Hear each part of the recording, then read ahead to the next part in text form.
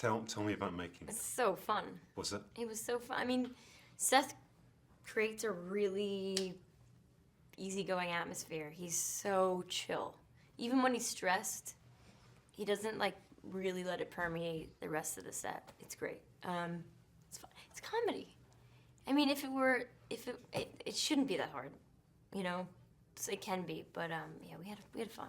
When did you first talk to Seth about being part of TED 2? Because you guys worked together before, obviously. I joked, since we did A Million Ways, I joked to him about being a part of it, like, how are you going to write me in? You're going to want me to be... And it was always a joke, and then one day he was like, what are you doing in June? And I was like, oh, well, just to do this other movie, blah, blah, blah. And then it got closer to June, and he was like, so, what do you... Oh, no, it's... Not June. It was just in January, and then a couple months later, he's like, "So yeah, do you want to do this?" And then I was like, "Oh, you're serious? Well, it'd be weird to jump into a franchise because there's already a fan base, but and there's no script, and so I don't know what I'm doing. I would just be like signing on blindly." You'd seen the first one at time of release, maybe? Yeah. And? I liked it. Yeah. Yeah. It was good. There were some funny moments. And with this one, tell us about who you play. The wonderfully named Samantha Jackson. The wonderfully I named. chose Samantha. Did you? And then he ran with it, and he was like, Samuel Jackson, and that's how I feel about that scene. No, yeah, I don't know. I was just like, can I choose my name? He's like, yeah, sure. I'm like, can I be Samantha? At that point, I already knew I was going to be a lawyer, a stoner lawyer. Right. A stoner lawyer. A stoner lawyer. That's not a phrase you hear a lot of, is it? I know. Well, you don't hear that a lot, but I'm sure there are a lot of them. But I just trusted him, and he made a good case out of this whole thing. Cool.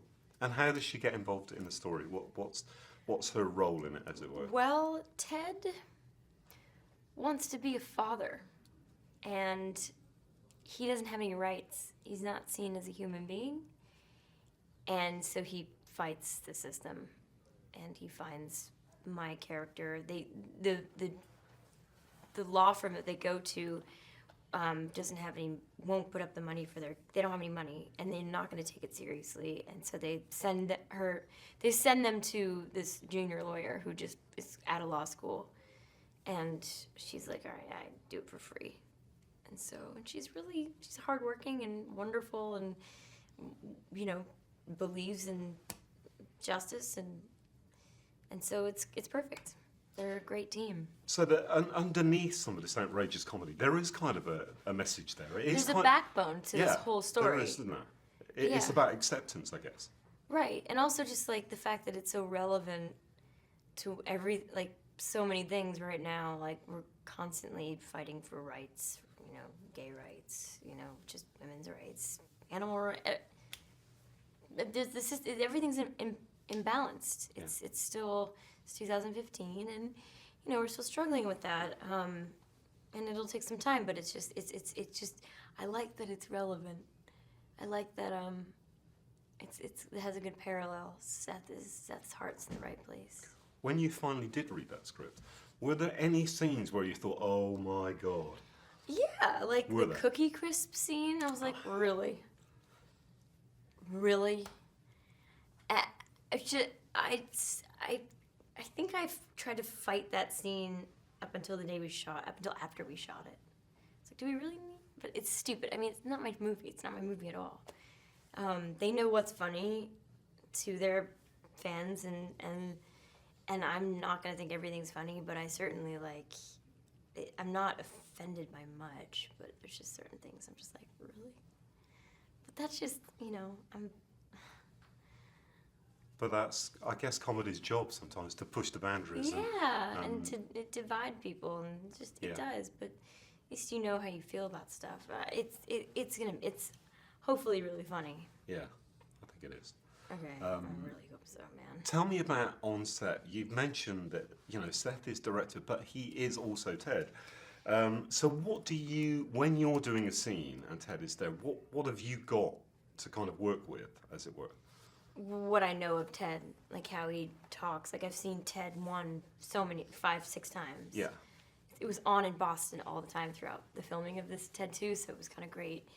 I just have to remember to keep my eyes in the spot where Ted is supposed to be sitting. Is there anything there in the Sometimes there's a stick and 2 eyes. Sometimes there's nothing.